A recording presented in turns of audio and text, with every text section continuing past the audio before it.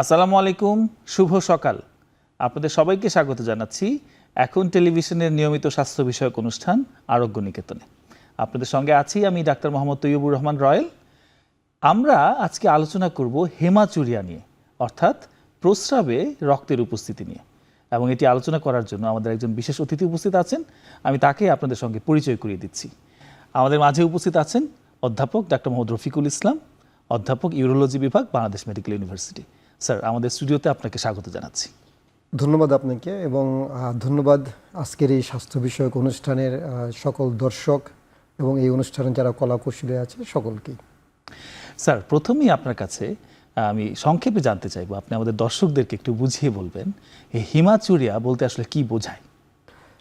দেখেন, haematuria means হলো যে আপনার ইউরিনের সাথে, যেটা আমরা বলি প্রস্রাবের সাথে, তার সাথে রক্ত যেটা মিশ্রণ থাকে সেটাকে আমরা বলি হিমাচুরিয়া। তাহলে এই হিমাচুরিয়াটা আসলে যখন একজন প্রস্রাব করেন তা সাধারণত আমরা বলি যে স্ট্র কালারের প্রস্রাবটা হয়, এবং যখন স্ট্র কালারের প্রস্রাবটি না হয়ে কারো কারো ক্ষেত্রে প্রস্রাবের সাথে সরাসরি রক্তপাত হতে পারে। সেই রক্তপাত হলে সেটা যখন রক্তটা প্রস্রাবের সাথে মিশে যায়, বের হয়, তখন একটি রেড, একদম লাল থাকে, এবং সেখানে আরও মিশ্রিত আরও কোনো কোনো কিছু যেতে পারে, যেমন রক্তের জমাট বাঁধা অংশ যেতে পারে, অথবা সুতার মতো রক্তের জমাট বাঁধা থাকে সেটা যেতে পারে। সেই ধরনের অংশগুলো যখন যায় তখনই আমরা সাধারণত এটাকে আমরা হিমাচুরিয়া বলে থাকি। এবং হিমাচুরিয়াটা কখনো পেইনফুল হয়, আবার কখনো কখনো পেইনলেস হয়, যে দেখা যাচ্ছে যে তার ব্যথাও থাকতে পারে, ব্যথা নাও থাকতে পারে। এই ধরনের সাধারণত এই কন্ডিশনগুলোকে আমরা সাধারণত আমরা বলে থাকি যে হিমাচুরিয়া। স্যার, সবসময় কি তাহলে প্রস্রাবের সঙ্গে একদম লাল রক্ত যাবে? মানে কখনো কি কালার পরিবর্তন ছাড়াও হতে পারে? হ্যাঁ, আপনি ধরেন যে প্রস্রাবের সাথে যদি ওই যে জমাট বাঁধা রক্তটা বের হয়, তখন জমাট বাঁধা রক্ত তো সাধারণত মাংসপিণ্ডের মতো থাকে, কালো মতো থাকে, এরকম তারা বলে থাকেন। যে আবার কোনো কোনো সময় একদম ফ্রেশ ব্লাড যেতে পারে। সেটা হলো যে আপনার প্রস্রাবের শুরুতেই তার একটু রক্ত বের হলো, তারপরে প্রস্রাবের সাথে মিশ্রিত অবস্থায় রক্ত বের হলো, আবার শেষের দিকেও ফ্রেশ ব্লাড যেতে পারে। এমনিতে স্যার কখনো এরকম হতে পারে যে রক্তের উপস্থিতি খালি চোখে দেখা যাচ্ছে না, কিন্তু শুধু রক্ত মানে পেশাব পরীক্ষা করলে, যদি প্রস্রাব ওই মাইক্রোস্কোপে এক্সামিনেশন করলে তখন সেখানে হয়তো সেটা হতে পারে। যেমন ধরেন যে সেটাকে আমরা বলি ধরেন মাইক্রোস্কোপিক হিমাচুরিয়া। আচ্ছা, এগুলো সাধারণত নেফ্রোলজিক্যাল কোনো কজ থাকলে সাধারণত এই ধরনের এসে দেখা যেতে পারে। আবার কারো কারো ক্ষেত্রে ধরেন যে সেটা হতে পারে প্রস্রাবের সাথে রক্ত যাচ্ছে না, কিন্তু যেমন ধরেন যে ইউরিনারি ট্র্যাক্ট ইনফেকশন হলো, অথবা কারো স্টোন ডিজিজ থাকলো, তখন দেখা যায় যে প্রস্রাবের সাথে আপনি যখন পরীক্ষা করেন, যেমন সে নিয়ে আসলো তার পেন, শুধু তার মাত্র কিডনির যে অংশ আমরা যেটাকে বলি লয়েন পেন, এই পেন নিয়ে আসলো। পেন নিয়ে আসলে আমরা তখন কিছু পরীক্ষা নিরীক্ষা করি। সেই সময়কার পরীক্ষার ভিতরে আমরা যদি প্রস্রাবের একটি রুটিন টেস্ট দেই, অথবা কালচার টেস্ট দেই, এক্সরে করি, আলট্রাসোনোগ্রাম করি, তখন দেখা যায় যে তার সাথে প্রস্রাবের সাথে তার একটা প্লেন্টি অফ আরবিসি পাওয়া যাচ্ছে, কিন্তু সেটা খালি চোখে দেখা যাচ্ছে না। সেক্ষেত্রেও কিন্তু আপনি এটা বলতে পারেন যে আপনার তার হিমাচুরিয়ার একটা one of the cause. Thank you sir. তাহলে স্যার আমার পরের প্রশ্নটা, যে এই হিমাচুরিয়া কি তাহলে সবসময় বিপজ্জনক, বা সবসময় কি এটা খুব উদ্বেগের বিষয়? অবশ্যই। যদি আমরা বলে থাকি যে কারো প্রস্রাবের সাথে রক্ত যাচ্ছে, তাহলে তাকে আতঙ্কিত হওয়ার কিছু নেই। আতঙ্কিত না হয়ে বরঞ্চ আমরা এটার ইটিওলজিটা খুঁজে বের করি যে কী কারণে প্রস্রাবে এই ধরনের রক্তপাত হচ্ছে। তবে অনেক ক্ষেত্রে আমরা তার হিস্ট্রি শুনে যদি প্রস্রাবের জ্বালা পড়া থাকে, তাহলে আমরা এটা সন্দেহ করে থাকি যে হয়তোবা, এবং যদি তার একটু ব্যথা থাকতে পারে, তাহলে আমরা বলতে পারি যে লোয়ার অ্যাবডোমিনাল পেইন যেটা হয়, তা আমরা ধরে নিই যে তাকে প্রস্রাবের তলপেটে ব্যথা, তাহলে আমরা ধরে নিই যে তার প্রস্রাবের একটা ইনফেকশন হওয়ার সম্ভাবনা থাকে। আবার যদি কারো ফ্র্যাঙ্ক আপনার হিমাচুরিয়া হলো, একদম খালি চোখে দেখা যাচ্ছে, কিন্তু মাঝে মাঝে ওই রক্তের চাকার মতো যাচ্ছে, হ্যাঁ, তাহলে বা কিংবা সুতার মতো বের হচ্ছে, তাহলে আমরা ধরে নিই যে এটি ক্যান্সারাস যদি কোনো কারণে হতে পারে। যেমন ধরুন মূত্রথলির টিউমার হলে সেই ধরনের একরকম হয়, অথবা আপার ট্র্যাক্ট হিমাচুরিয়া যেটা আমরা বলে থাকি, যে কিডনি বা কিডনি নালীর যে সেখানে যদি কোনো টিউমার, যদি কোনো সমস্যা থাকে সেক্ষেত্রে হতে পারে। আবার যদি ধরেন যে কারো স্টোন আছে, কারণ ধরেন কিডনি বা কিডনি নালীতে স্টোন আছে, তাহলে আমরা তাকে তার লয়েন পেইন থাকবে, কিডনির যে অংশটা থাকে ব্যাকের, সেখানে তার পেন হতে পারে। অথবা পেনটা যেটা দেখা যায় যে পেনটা লয়েন থেকে গ্রয়েনের দিকে যাচ্ছে, নিচের দিকে যাচ্ছে, রানের অংশের দিকে চলে আসছে, সেক্ষেত্রে আমরা ধরে নিতে পারি যে সেটা স্টোনজনিত কোনো কারণে পেইন হয়। এই রুগীর হিস্ট্রি শুনে আমি যখন উপসর্গগুলো নিয়ে আমরা আলোচনা করি তখন আমরা বুঝতে পারি যে এই ধরনের কোনো সমস্যা হয়েছে। অথবা কেউ যদি কোনো আঘাত পেয়ে থাকেন, যেমন ধরেন যে অনেকে আছে বাইসাইকেল থেকে পড়ে যান, তারপর কিংবা নৌকার একটা মার্জিনে থাকেন তখন বোটের উপরে পড়ে যায়, তখন যখন আঘাতপ্রাপ্ত হয় পুরুষাঙ্গে কিংবা পুরুষাঙ্গের নিচে, সেই অংশ কিন্তু এই ধরনের রক্তপাত হতে পারে প্রস্রাবের সাথে। আচ্ছা স্যার, যে রক্তের যে জমাট বাঁধার যেসব অসুখগুলো আছে, হ্যাঁ, সেসব কারণেও কি হিমাচুরিয়া হতে পারে? রক্তের জমাট বাঁধা অংশ মিনস হলো যে যদি কেউ ধরেন যে আমরা তখন একটা হিস্ট্রি নেই, মেডিকেল তার কোনো হিস্ট্রি আছে কিনা, যেমন ধরেন যে আমরা কেউ যদি রক্ত যেটা ব্লাড থিনার আমরা যেটা বলি, যে অ্যাসপিরিন বা ক্লপিড এই ধরনের কোনো ওষুধ সে খাচ্ছেন কিনা, সেটা খেলেও কিন্তু আমরা এই ধরনের সমস্যা হতে পারে। সেক্ষেত্রে আমরা বলে নিই যে আপনি এই ধরনের ওষুধগুলোকে বন্ধ করেন, বন্ধ করে আমরা দেখি যে অবজারভেশন করি তার প্রস্রাবের সাথে আপার রক্ত যাচ্ছে কিনা, দেন আমরা ফার্দার যদি প্রয়োজন হয় তখন কোনো পরীক্ষা নিরীক্ষা করি। আচ্ছা, আরেকটা প্রশ্ন, যে অনেক সময় যারা অ্যাথলেট, অনেক এক্সারসাইজ করতে হয় প্রতিদিন, বা লং রানার, এই যে ম্যারাথন দৌড় দেয় প্রতিদিন, প্রায় একদিনে 42 কিলোমিটার প্লাস মাইনাস, তো এই ধরনের অতিরিক্ত শারীরিক পরিশ্রমে কি প্রস্রাবের সঙ্গে রক্ত যেতে পারে?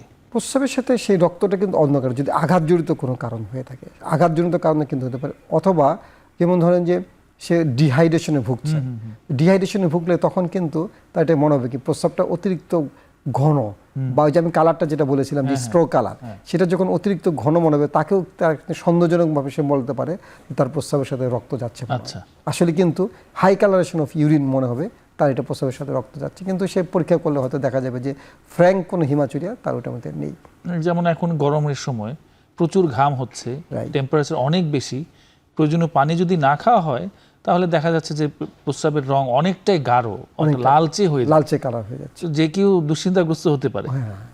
কিন্তু দেখা যাবে যে আপনি যখন ইউরিনের রুটিন টেস্টই করবেন, কিন্তু দেখা যাবে যে তার সেই ইয়েতে প্রস্রাবের সাথে ওটা নাই। অথবা আমরা অনেক সময় অ্যাভেলেবল না থাকলে আমরা বলি যে আপনি একটি সাদা ছোট কাচের বোতলের ভিতরে এটা ভরে প্রস্রাবটা নিয়ে আসবেন, আমরা কালারটা দেখেও আমরা বলে দিতে পারি যে না, এটা এই ধরনের কোনো সে নেই। আচ্ছা, তাহলে স্যার আমার পরবর্তী প্রশ্ন, যে একটা মানুষের কখন ডাক্তারের কাছে যাবে? অর্থাৎ সে টাটকা রক্ত দেখতেও পারে আবার নাও দেখতে পারে। যদি মাইক্রোস্কোপিক হিমাচুরিয়া যেটা আপনি বললেন, সে হয়তো সে সরাসরি টাটকা রক্ত দেখতে পাবে না। তো একটা মানুষ কখন এই হিমাচুরিয়ার যদি ভোগে থাকেন, চিকিৎসকের শরণাপন্ন কখন হবে?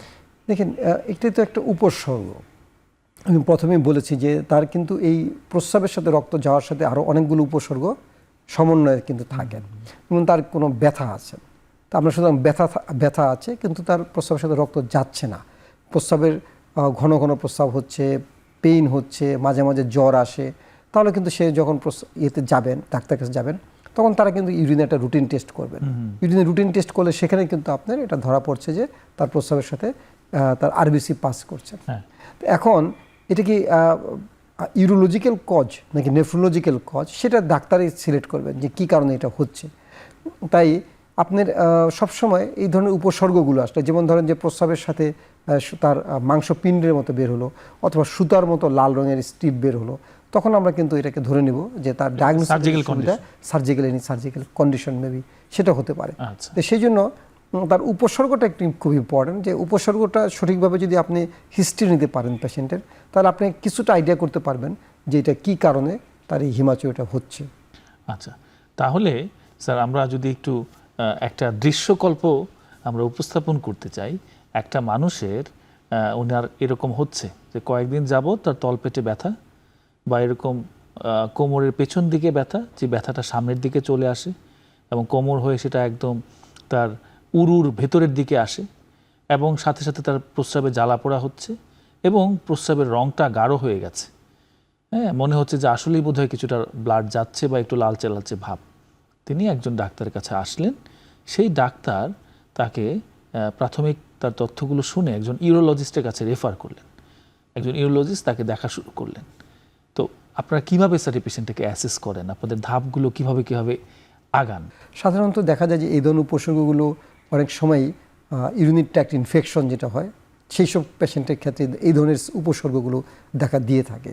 স্যার আমাদের একটা বিরতির সময় এসছে, আমরা বিরতির পরে, যেহেতু আমাদের দৃশ্যকল্প একটু সময় লাগবে, আমরা বিরতির পরে এসে আমরা এই উত্তরটা শুনব।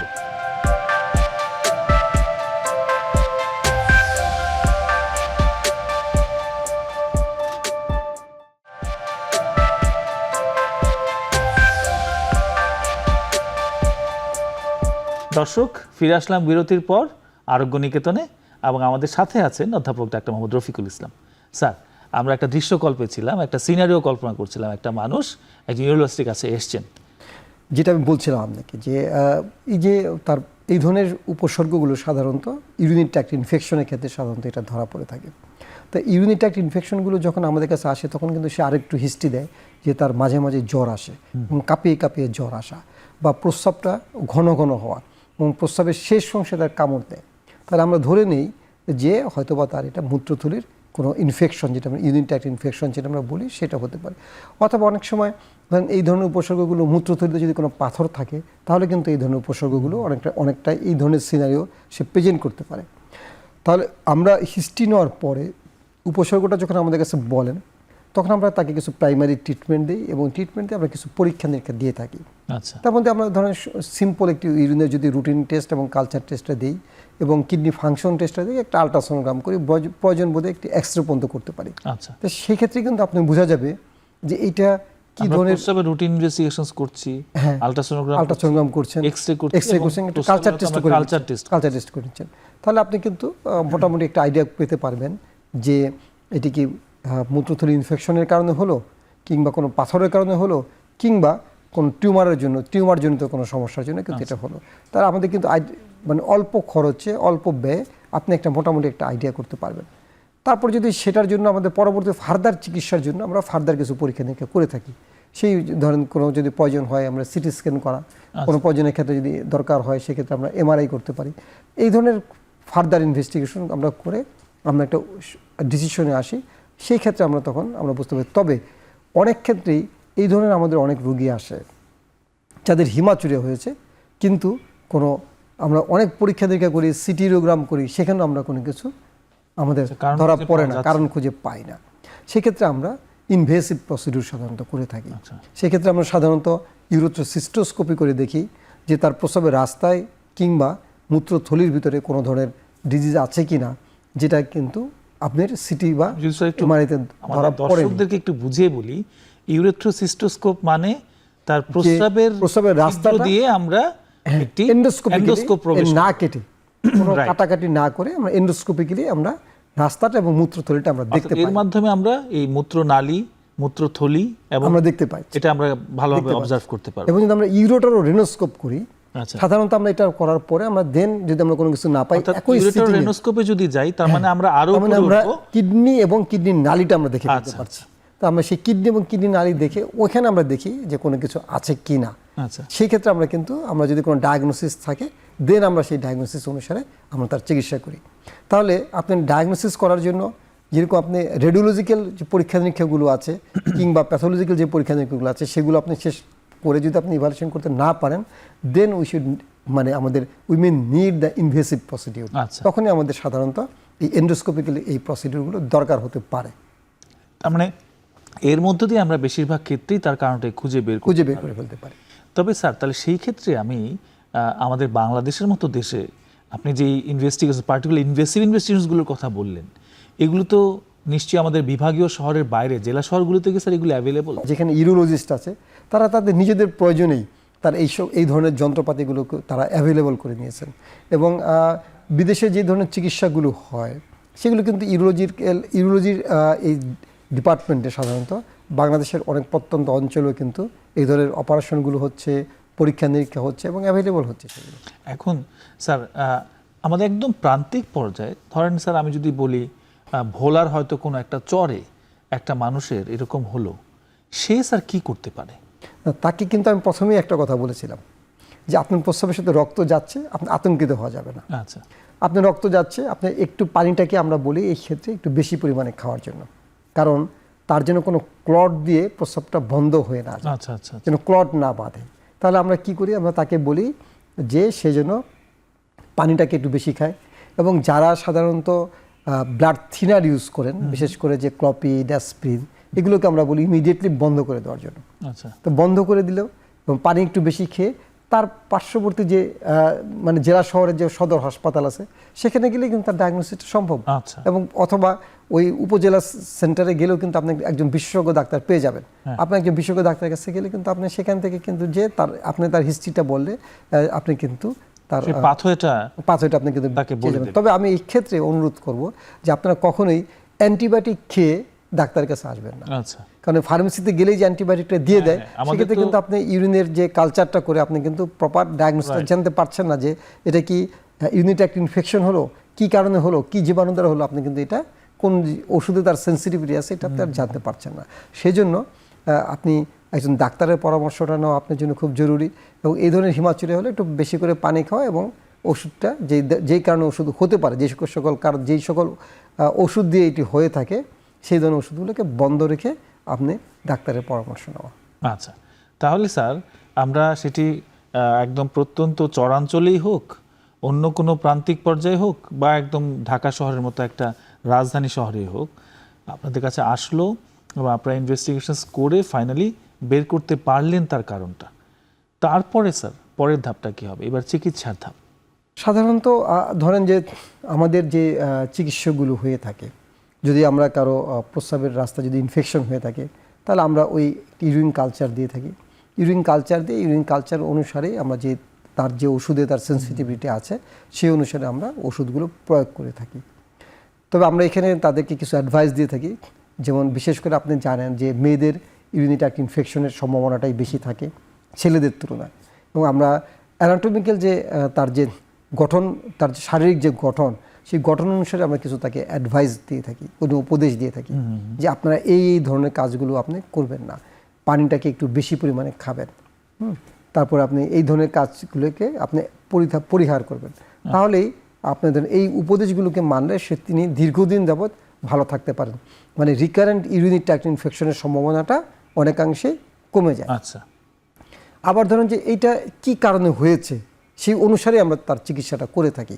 সাধারণত ধরেন যে যদি তার কোনো পাথর হয়ে থাকে, সেটা যদি তার মূত্রথলিতে পাথর হোক কিংবা কিডনির যে নালী আছে আমরা ইউরেটার বলি, সেই ইউরেটারে হোক কিংবা আপনার কিডনিতে হোক, সেটাকে কনজারভেটিভ চিকিৎসা আমরা রাখবো নাকি আপনার কোনো আমরা চিকিৎসা অপারেশনে যাব, সেটা আমরা বিভিন্ন কারণে আমরা কিন্তু করে থাকি। যেমন স্টোনটা কোথায় আছে, আচ্ছা, তার সাইজ কতটুকু এবং সেটা কি দ্বারা গঠিত হতে পারে, এই ধরনের মানে স্টোন দেখে আমরা তার সেই অনুসারে আমরা তার চিকিৎসাটা করে থাকি।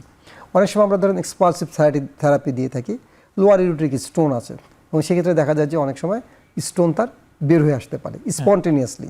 সুতরাং সেই ধরনের চিকিৎসাটা আমরা এটা করে থাকি। আবার কারো ক্ষেত্রে ধরেন আছে পাথর আছে কিন্তু স্টোনটা কিডনিতে আছে, বড় স্টোন আছে, তার তো পক্ষে এই স্টোন হয়তো এক্সপানশন থেরাপি দিলে বের হবে না। সুতরাং আমরা সেই ধরনের প্রক্রিয়াগুলোতে অনেক ধরনের পদ্ধতি আছে। আগে এগুলোকে কেটে করা হতো, এখন আর এগুলোকে কেটে করা না, আমরা পারকিউটিনাস অপারেশন করে থাকি, পারকিউটিনাস নেফ্রোলিথোটমি করি, আবার কোনো সময় RIRS করি, রেট্রোগ্রেড ইন্টারনাল সার্জারি, মানে আপনি নিচ দিয়ে যে প্রস্রাবের রাস্তা দিয়ে যে ঢুকে কিডনিতে আপনি সার্জারি করতে আসছেন, বাহ্যিকভাবে আর কোনো কাটাছেঁড়া লাগছে না এবং আপনি ছোট্ট একটি ছিদ্র করে আপনি পুরো পাথরটাকে আপনি ভেঙে নিয়ে আসছেন। কিংবা লেজারের প্রয়োগ যদি যেখানে থাকে সেখানে আমি যেমন বললাম যে রেট্রোগ্রেড ইন্টারনাল সার্জারি করতে গেলে লেজারের প্রয়োগ করি, সেই ধরনের আমরা অপারেশনগুলো এই পদ্ধতিতে করে থাকি। আর যদি আপনার ম্যালিগনেন্সির কারণে হয়ে থাকে, যেটা আমরা বললাম যে টিউমার, তাহলে টিউমার হলে সেই কোথাকার টিউমার, তারপরে তার সেটা কোন স্টেজে আছে, যে স্টেজটা দেখার জন্য হয়তো আমরা অ্যাডভান্স স্টেজ দেখার জন্য সিটি স্ক্যান করে থাকি, সেটা করে এনশিওর করে সেই অনুসারে আমরা সাধারণত চিকিৎসা করে থাকি।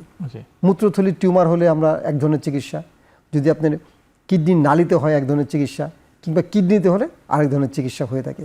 সেই ধরনের অনুসারে সেটা কোথায় আছে টিউমারটি সেই অনুসারে আমরা এবং কোন স্টেজে আছে সেই স্টেজ অনুসারে আমরা সাধারণত এই চিকিৎসাগুলো করে থাকি। আচ্ছা স্যার, তাহলে আমরা প্রথমে আপনি বললেন যে আমরা যে ইউরিনের কালচার করলাম, যদি সেটি ইউরিনারি ট্র্যাক্ট ইনফেকশন বা প্রস্রাবের ইনফেকশন থেকে হয়ে থাকে, তাহলে সেই কালচারই আমাদের যদি রেজাল্ট আসে যে সেখানে কোনো জীবাণুর উপস্থিতি পাওয়া গেছে এবং সেই জীবাণু কোন অ্যান্টিবায়োটিকে রেসপন্সিভ সেটা জেনে আমরা সেই চিকিৎসা করব। বা যদি অপারেশনের প্রয়োজন হয়, অর্থাৎ সেটা যদি কিডনির স্টোন বা যদি কোনো টিউমার থাকে তাহলে তার লোকেশন অনুযায়ী, অর্থাৎ কোথায় সেই টিউমার বা কোথায় সেই স্টোন, সেটি ভেদে বিভিন্ন রকম পদ্ধতিতে অপারেশন করা যেতে পারে। এবং আধুনিকভাবে না কেটেও ওই প্রস্রাবের ছিদ্র দিয়ে এন্ডোস্কোপ প্রবেশ করেও সেই অপারেশন করা যাবে, অর্থাৎ বাহ্যিকভাবে কোনো কাটাছাড়া লাগছে না, বা এমনকি লেজারের মাধ্যমে অপারেশন করা সম্ভব। তো এখন স্যার আবার সেই প্রশ্নটা আসছে যে আমাদের সরকারি সেটিংয়ে এই ধরনের সেট আপ কি সদর হাসপাতাল, জেলা সদর হাসপাতালগুলো থেকে আছে স্যার, বা সমস্ত গভর্নমেন্ট মেডিকেল কলেজগুলো থেকে আমাদের ইউরোলজি ডিপার্টমেন্ট আছে, বা এই সার্ভিসগুলো কি অ্যাভেলেবল? মেডিকেল কলেজগুলোতে ধরেন যে বিভাগীয় যে মেডিকেল কলেজগুলো আছে, সে বিভাগীয় মেডিকেল কলেজে কিন্তু ইউরোলজিক্যাল এই যে চিকিৎসাগুলো আমি যেগুলো বললাম, এটি মোটামুটি সব জায়গাতে কিন্তু অ্যাভেলেবল আছে। এবং সেখানে তারা এই ধরনের অপারেশনগুলো করছেন। এবং সেখান থেকে যে পেশেন্টটা খুব জটিল আকার হয়, সেটা হয়তো ঢাকাতে কোনো, যেমন পিজি হাসপাতালে, সেটা যেটা আমাদের বাংলাদেশ মেডিকেল ইউনিভার্সিটি, সেখানে হয়তো রেফার হয়ে থাকতে পারে। কিন্তু অ্যাকচুয়ালি বিভাগীয় শহরগুলোতে এই ধরনের অপারেশনগুলো খুবই অ্যাভেলেবল, এবং তারা এগুলো করছেন সরকারি লেভেলেই, সরকারি হাসপাতালে কিন্তু এই অপারেশনগুলো হচ্ছে। এবং সেই জন্য আপনার রিসেন্টলি যে অ্যাডভান্স সার্জারিগুলো আমরা যেগুলো করে থাকি, সেটা তারা মানে সচেষ্ট, এবং তারা সে ব্যাপারে যথেষ্ট ভূমিকা পালন করেছে, এবং সরকারি লেভেলেই এই অপারেশনগুলো করা সম্ভব হয়ে থাকে। এর বাইরেও তো আমাদের যে বিভাগীয় মেডিকেল কলেজগুলো বাইরেও স্যার এখন প্রায় 37টা সরকারি মেডিকেল কলেজ, তার মানে বিভাগীয় শহরগুলো বাদ দিলেও একটা সিগনিফিকেন্ট সংখ্যক সরকারি মেডিকেল কলেজ আছে। 64টা জেলায় 64টা সদর হাসপাতাল আছে। সেখানে স্যার এই সার্ভিস কীভাবে পৌঁছে দেওয়া যেতে পারে, এই ব্যাপারে আপনাদের কোনো? আমরা মনে করি যে ইউরোলজিক্যাল যে পেশেন্টগুলো আসে, সেটার জন্য আপনাকে এটা প্রথম চেঞ্জ করতে হবে কারিকুলামে আপনার ওই রেগুলার বেসিসে এটা যদি আপনি নিয়ে আসেন, ইউরোলজি সাবজেক্টে যদি আপনি রেগুলার বেসিসে নিয়ে আসেন, তাহলে কিন্তু আপনি এটা সম্ভব। এটা হলো প্রথম দিক। এবং স্পেশালিস্টকে তৈরি করা, এটা কিন্তু সকলের দায়িত্ব। এবং যদি স্পেশালিস্টকে যদি আপনার যথেষ্ট ইউরোলজিস্ট থাকে, তাদেরকে আপনি কিন্তু পোস্টিং করতে পারছেন। এবং সরকার কিন্তু সেখানে প্রতিটা সরকারি মেডিকেল কলেজে কিন্তু সেটা সম্ভব।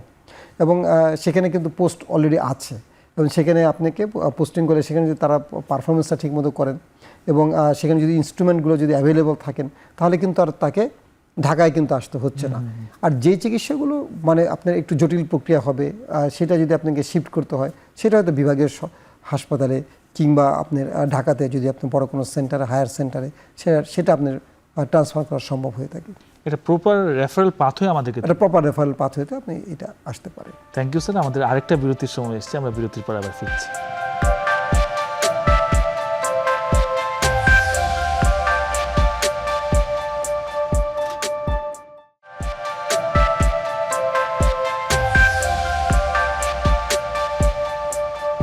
দর্শক, ফিরে আসলাম আরেকটা বিরতির পর আরোগ্য নিকেতনে, এবং আমাদের সঙ্গে আছেন অধ্যাপক ডাক্তার মোহাম্মদ রফিকুল ইসলাম। স্যার, আমরা রেফারেল পাথওয়ের কথা বললাম, আমরা মোটামুটি একটা দৃশ্যকল্প আমরা আলোচনা করেছি, উপসর্গ থেকে শুরু করে তার চিকিৎসা পর্যন্ত। এখন যদি স্যার চিকিৎসা না করায়, কারণ আমাদের অনেক প্রান্তিক মানুষ আছে যারা এই কিডনির পাথর থাকলেও তাদেরকে বোকা বানানোর অনেক রাস্তা আছে, যে অপারেশন না করে পাথর গলিয়ে ফেলা নানা রকমের কবিরাজি পদ্ধতি আছে, বা অনেকে হয়তো সেটাকে ওভারলুক করতে চায়। যেমন যেই মানুষটা একটা কমোডে প্রস্রাব করে, সে হয়তো তার পেশাবটাকে দেখতে পায়, কিন্তু যেই মানুষটা রাস্তায় খোলা কোনো এক ফাঁকে করে ফেললো, তার পেশাবে আসলে কী বেরোচ্ছে সে নিজেও এটা ভালোভাবে দেখতে পারে না। এভাবে হয়তো অনেক রকমের সে ওভারলুক করে যেতে পারে। তো চিকিৎসা যদি না করায়, তাহলে স্যার কনসিকুয়েন্সেস কীরকম হতে পারে? দেখেন, আপনি যদি নর্মালি একজন মানুষের প্রস্রাবের রাস্তায় ইনফেকশন হলো, ইউরিনারি ট্র্যাক্ট ইনফেকশন, সেটি যদি আপনি চিকিৎসা না করেন, আমি এই ধরনের অনেক পেশেন্টও আছে যারা শেষ পর্যন্ত কিন্তু আইসিইউতে তাদের নিতে হতে পারে। সুতরাং এই ধরনের পেশেন্টগুলো সাধারণত আপনার ইউরিনারি ট্র্যাক্ট ইনফেকশন হলো, পরবর্তী সেটা দেখা গেলো যে ইউরোসেপসিস ডেভেলপ হলো, সিস্টেমিক ইনফেকশন হলো, এবং তাকে শেষ পর্যন্ত আইসিইউতে নিতে হচ্ছে। আবার কোনো পেশেন্টের ধরেন একটি স্টোন হলো, আপনি কিডনিতে ছিল, সেটা কিডনির নালিতে এসে আটকে গেছে, আপনি চিকিৎসা করালেন না, আপনি এই কবিরাজি চিকিৎসা থাকলেন, তাহলে তার কিডনির নালি ফুলে গেল, এবং কিডনি নালি যখন ফুলে গেল, হাইড্রোনেফ্রোসিস ডেভেলপ করলো, এবং একসময় সেখানে ইনফেকশন হবে, যেহেতু স্টোন আছে। স্টোন তো মানে একটা নিডাস, তাকে ঘেরাও করেই তো আপনার স্টোনটা তৈরি হয়, তাই না? তো সেখানে দেখা গেলো যে তার এই স্টোনটি দিয়ে তার পায়োনেফ্রোসিস ডেভেলপ করলো, এবং একটা পর্যায়ে কিডনি তার নষ্ট হয়ে গেল, এবং সেই একটা কিডনি নষ্ট হওয়া আবার অপোজিট কিডনিকে এফেক্ট করতে পারে। তাহলে এই যে আপনার দুটো কিডনিগুলোকে নষ্ট করে দিলেন আপনি, তো চিকিৎসাটা না করে। আবার যখন তার প্রস্রাবের সাথে রক্ত যাচ্ছে সেটা হয়তো টিউমারের কারণে হলো, আমরা চিকিৎসা করলাম না, তাহলে কি হলো, তার লোকালি সেটা থাকলো, পরবর্তী সেটা লোকালি অ্যাডভান্স হলো, মেটাস্টেসিস হলো এবং লিভার, ব্রেন, লাং সব জায়গায় ছড়িয়ে পড়লো।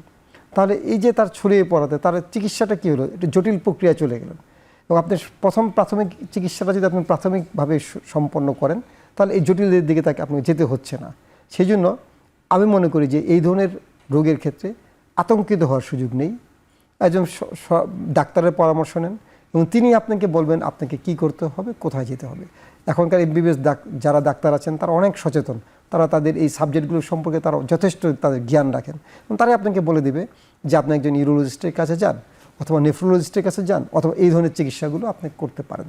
যেমন স্যার আপনার কথায় বা প্রত্যেকটা প্রসঙ্গে কিন্তু ইউটিআইয়ের প্রসঙ্গ এসছে এবং ইউটিআইয়ের কারণে সবাই প্রথমেই চলে যাচ্ছে ফার্মেসিতে এবং ফার্মেসি থেকে তাদেরকে নানা রকম অ্যান্টিবায়োটিক দিয়ে দিচ্ছে, কোনোটাই হয়তো কোর্স শেষ করছে না, দামি দামি সব অ্যান্টিবায়োটিক। এবং সেটা শুধু ইউটিআইয়ের জন্য না, আমাদের যে কোনো প্রবলেমের জন্যই। এবং এই যে আমি ইউটিআই হলে আমি সেটাকে নির্ণয় করব তার কালচারের মধ্য দিয়ে, সেই কালচারটাও আসলে আমি একটা একুরেট রেজাল্ট পাচ্ছি না, কারণ সে নানা রকম অ্যান্টিবায়োটিক খেয়ে এসছে। এই যে আমাদের একটা অ্যান্টিবায়োটিক মহামারী চলছে, যার মাধ্যমে অ্যান্টিবায়োটিক রেজিস্ট্যান্স এখন খুবই অ্যালার্মিং অবস্থায় আছে, এই প্রসঙ্গে স্যার আপনাদের ভূমিকা আপনারা কি রাখতে পারেন বা এ নিয়ে আপনি দর্শকদের স্যার কি বলতে চান?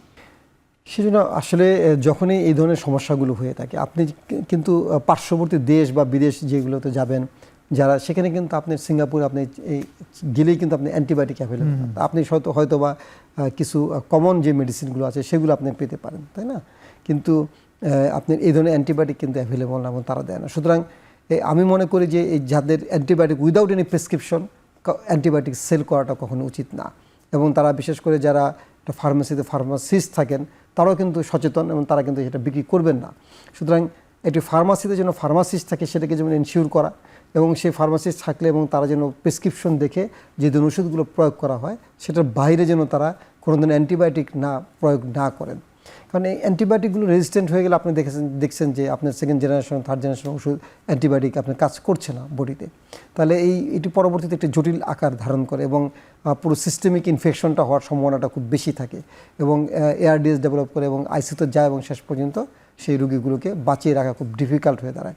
সুতরাং এই জন্য যদি আপনি প্রথমে এটাকে প্রতিরোধ করতে পারেন এবং আমরাও যদি সচেতন হই, এটা শুধু ফার্মাসিস্ট বা ফার্মাসির ব্যাপারটা তা না, আমাদেরকে এই ব্যাপারে সচেতন হতে হবে এবং বিশেষ করে মিডিয়াগুলো এই ব্যাপারে আগে এগিয়ে আসতে পারে, যারা সমাজকর্মী আছেন তারা এগিয়ে আসতে পারেন। তারা যদি আমরা সকলে যদি এই ব্যাপারে বিশেষ করে বিশ্ব স্বাস্থ্য দিবস গেল সেখানে যদি আমাদের স্লোগান থাকে যে না আমরা বিনা প্রেসক্রিপশনে অ্যান্টিবায়োটিক সেবন করব না, তাহলে কিন্তু আপনি সচেতনতা ডেভেলপ করবে এবং মানুষ কিন্তু আর উইদাউট এনি প্রেসক্রিপশন ডাক্তারের পরামর্শ ছাড়া অ্যান্টিবায়োটিক খাবেন না। স্যার এটা তো গেল ধরুন ঢাকা শহর বা বিভাগীয় শহর বা আমি জেলা শহর পর্যন্ত বললাম, অনেক প্রত্যন্ত এলাকায় গ্রাম পর্যায়ে তো স্যার দেখা গেল ওষুধের দোকান, তিনিই ডাক্তার, তিনিই ফার্মাসিস্ট, আবার তিনিই মেডিসিন সেলার, তিনি ওষুধ দিচ্ছেন। তো সেই ক্ষেত্রে কীভাবে এই ফিল্ট্রেশনটা হবে, তাদেরকে কিভাবে অ্যাওয়্যার করা যায়? আমাদের ন্যাশনাল কোনো ক্যাম্পেইন আছে কিনা? রাইট, আপনি এটার জন্য যে আমি প্রথমে বললাম যে সমাজকর্মী তো শুধু ঢাকায় নেই, সারা বাংলাদেশের সমাজকর্মী আছে, মিডিয়া শুধু ঢাকাতেই নেই, সারা বাংলাদেশের মিডিয়া আছে। তো আপনার যদি এটাকে আমরা যদি বেশি বেশি প্রচার করি এবং তাদেরকে যদি আমরা সচেতন করে তুলি এবং আমাদের যারা ওইখানকার যারা বিশেষ করে আপনার প্রত্যন্ত অঞ্চলে আমাদের প্রচুর ডাক্তারও থাকেন, তারাও যদি এটাকে ক্যাম্পেইনিংয়ে যদি এগিয়ে আসেন, মানুষের মাঝে যদি বলেন এবং ফার্মেসিতেগুলো যদি তাদেরকে সচেতন করে তোলেন, তাহলে কিন্তু আপনার সম্ভব এই জিনিসটাকে রোধ করা। এটা কিন্তু খুব জটিল কোনো ইস্যু না যে আপনি চাইলে পারবেন না, এর চেয়ে অনেক জটিল ইস্যু আমাদের দেশেই সমাধান হয়েছে।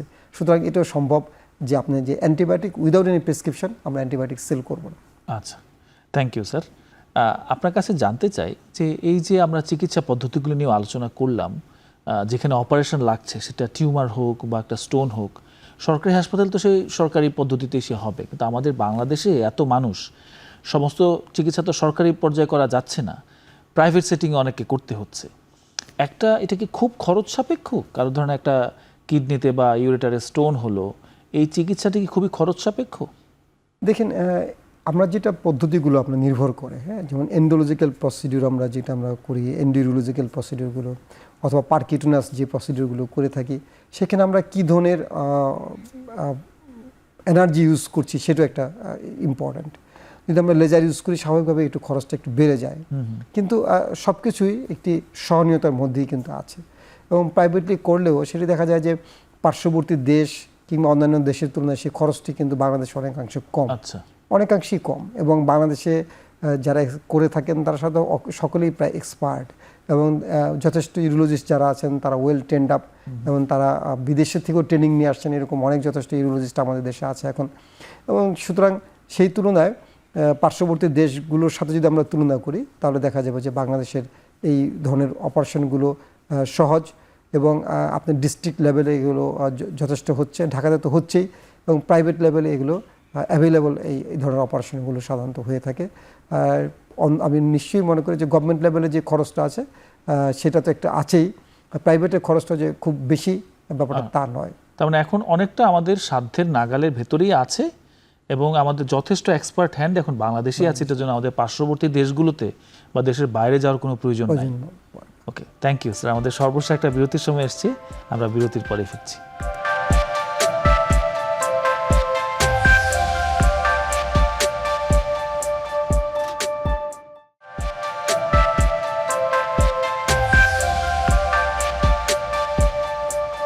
দর্শক, ফিরে আসলাম সর্বশেষ বিরতির পর আরোগ্য নিকেতনে, এবং আমাদের সঙ্গে আছেন বিশিষ্ট ইউরোলজিস্ট অধ্যাপক ডাক্তার মোহাম্মদ রফিকুল ইসলাম।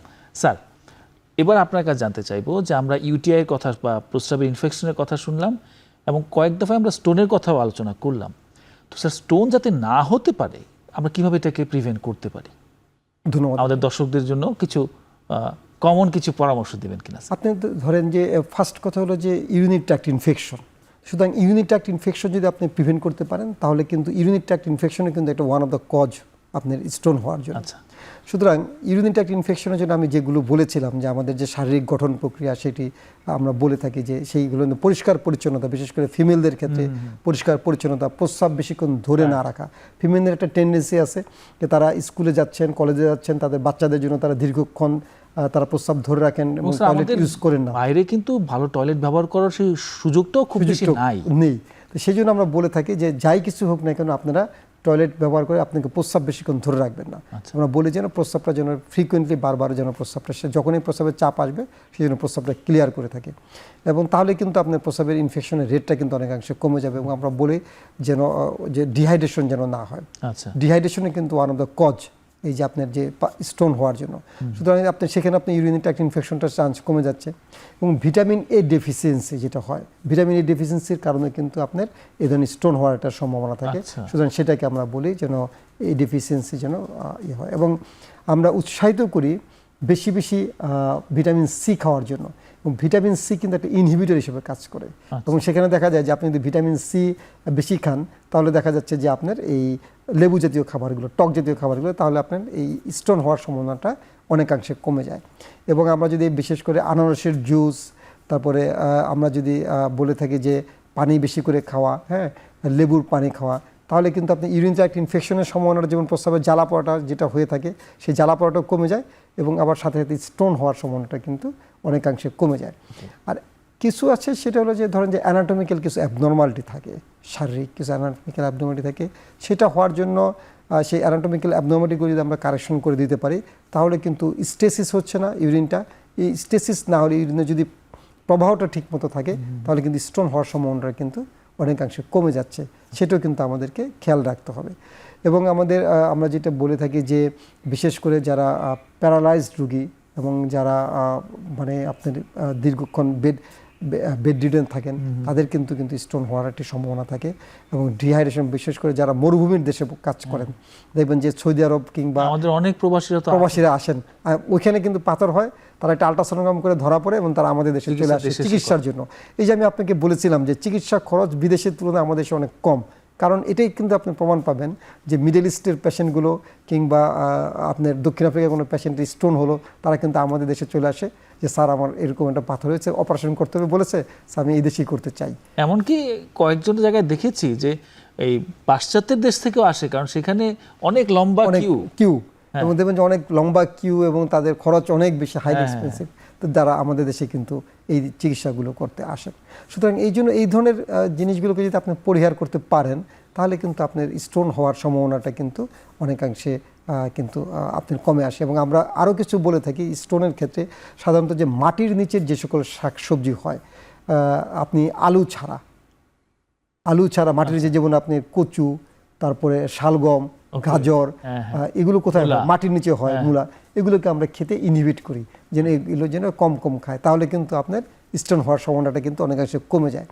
আবার রেড মিট, যেটা আমরা বলি গরু, খাসি, এগুলোকে আমরা বলি যেন কম খাওয়ার জন্য, তাহলে কিন্তু স্টোনের সম্ভাবনাটা কিন্তু অনেকটা কম থাকে। এবং আমরা শাকের ভিতরে যেমন বলে থাকি যে পালং শাক, পুঁই শাক, এগুলোকে আমরা পরিহার করতে বলি, অ্যাভয়েড করতে বলি।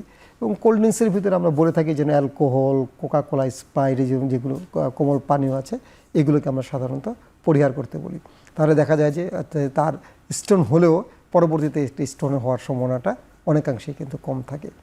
তার মানে প্রচুর পানি খেতে হবে, তাদেরকে কিছু খাবার, পার্টিকুলার মাটির নিচের খাবার, এগুলো পরিহার করতে হবে, এবং ভিটামিন সি জাতীয় খাবার বেশি করে খেতে হবে। তার মাধ্যমে এই স্টোনটাকে অনেকাংশেই প্রিভেন্ট করা সম্ভব। পরিহার মানে আপনি একবার যদি হয়, তো সেক্ষেত্রেও কিন্তু আপনার রিকারেন্স হওয়ার সম্ভাবনা অনেকাংশে কিন্তু কমে আসে। তাহলে স্যার এর বাইরে আমরা হিমাচলের আরো অনেকগুলো কারণে কথা বলেছি। আমরা যদি ওভারঅলি বলি, আপনি খুব অল্প কথায় আমাদের দর্শকদের বলবেন কিনা যে আমরা কি কি অভ্যাস যদি আমরা চূড়ান্তভাবে গড়ে তুলি, এই হিমাচুরিয়াটাকে অনেকাংশে প্রিভেন্ট করতে পারবে? যদি আপনার সেটা, এখন তো টিউমার তো আপনার ধরেন একটা genetic cause, one of the genetic cause, সেটা তো আর আপনি জেনেটিক কজকে তো আর আপনি মিউটেশন করে চেঞ্জ করতে পারবেন না। তবে স্টোন যেন না হয়, কিংবা ইউরিনারি ট্র্যাক্ট যেন ইনফেকশন না হয়, সেটার জন্য আমরা যেগুলোকে বলেছি যে আপনার পানিটাকে বেশি করে খাওয়া, পরিষ্কার পরিচ্ছন্নতাটা করা, ডায়েটকে কন্ট্রোল করা। আপনাদের ডায়েটের ভিতরে যদি আপনি একটা চার্ট করে নেন, এই ধরনের খাবারগুলোকে আপনি পরিহার করবেন, আমি যেগুলো কিছুক্ষণ আগে বললাম, তাহলে আপনি দেখবেন যে এই সম্ভাবনাটা কিন্তু অনেকাংশে কমে যায়। এবং এগুলো কমে গেলেই আপনার হিমাচুরিয়ার সম্ভাবনাটাও অনেকাংশে কমে যায়। এবং সাবধানতা অবলম্বন করতে হবে চলাচলের সময়। যেমন অনেকেই কিডনিতে কিংবা মূত্রথলির যে রাস্তা যেটা আছেন, যেটা ইউরেথ্রা আমরা বলি, সেখানে যদি কোনো আঘাতপ্রাপ্ত হয়, সেগুলোতে যদি অ্যাভয়েড করা যায়, তাহলে কিন্তু আপনার সম্ভাবনা আছে যে হিমাচুরিয়ার সম্ভাবনাটাও কিন্তু অনেকাংশে কিন্তু কমে আসে, ইনসিডেন্ট রেটটা কিন্তু অনেকাংশে কমে যাবে।